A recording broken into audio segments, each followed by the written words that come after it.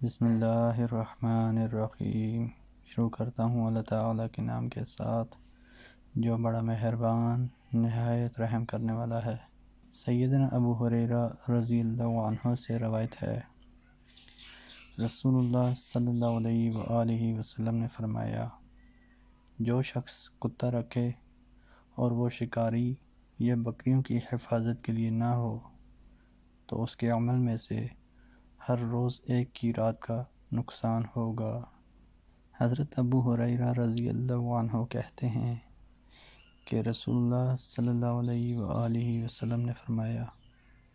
جو کسی مردے کو غسل دے وہ خود بھی غسل کرے۔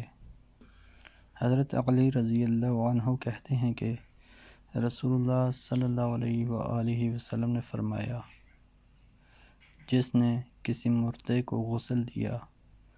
اسے کفن پہنایا، اسے خوشبو لگائی اور اسے کندھا دے کر قبرستان لے گیا،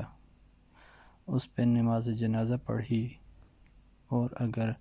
کوئی عیب دیکھا تو اسے پھیلایا نہیں، تو وہ اپنے گناہوں سے اس طرح پاک ہو گیا جیسے وہ اس دن تھا جس دن اس کی ماں نے اسے جنا۔ حضرت عبداللہ بن عمر رضی اللہ عنہما کہتے ہیں کہ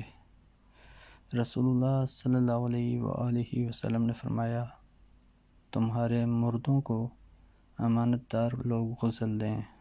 شداد بن اوس رضی اللہ عنہ کہتے ہیں کہ رسول اللہ صلی اللہ علیہ وآلہ وسلم نے فرمایا، جب تم اپنے مردوں کے پاس جاؤ تو ان کی آنکھیں بند کر دو، اس لیے کہ آنکھ روح کا پیچھا کرتی ہے، اور میت کے پاس اچھی بات کہو کیونکہ فرشتے گھر والوں کی بات پر آمین کہتے ہیں۔ ام المؤمنین ام سلمہ رضی اللہ عنہا کہتی ہیں کہ رسول اللہ صلی اللہ علیہ وآلہ وسلم ابو سلمہ رضی اللہ عنہ کے پاس گئے، ان کی آنکھ کھلی ہوئی تھی تو آپ صلی اللہ علیہ وآلہ وسلم نے اسے بند کر دیا، پھر فرمایا، جب روح قبض کی جاتی ہے تو آنکھ اس کا پیچھا کرتی ہے۔ حضرت ابو موسیٰ اشعری رضی اللہ عنہ کہتے ہیں کہ میں نے رسول اللہ صلی اللہ علیہ وآلہ وسلم سے پوچھا، بندے سے لوگوں کی پہچان کب ختم ہو جاتی ہے؟ آپ صلی اللہ علیہ وآلہ وسلم نے فرمایا، جب وہ موت کے فرشتوں کو دیکھ لیتا ہے۔ حضرت ابو سعید خدری رضی اللہ عنہ کہتے ہیں کہ بنی خزرہ کے ایک شخص اور بنی عمرو بن عوف کے ایک شخص کے درمیان بحث ہو گئی کہ کون سی مسجد ہے جس کی بنیاد تقویٰ پر رکھی گئی، تو خزرہ نے کہا، وہ رسول اللہ صلی اللہ علیہ وآلہ وسلم کی مسجد یعنی مسجد نبوی ہے۔ دوسرے نے کہا،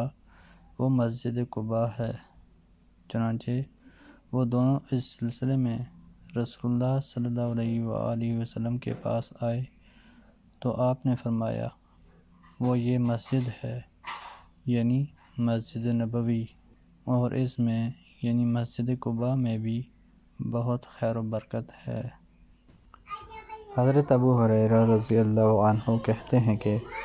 رسول اللہ صلی اللہ علیہ وآلہ وسلم نے فرمایا، جب نماز کی تکبیر یعنی اقامت کہہ دی جائے تو نماز میں سے اس کی طرف دوڑ کر مت آؤ،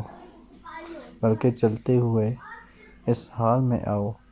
کہ تم پر سکینت طاری ہو، تو جو پاؤ اسے پڑھو اور جو چھوٹ جائے اسے پوری کرو۔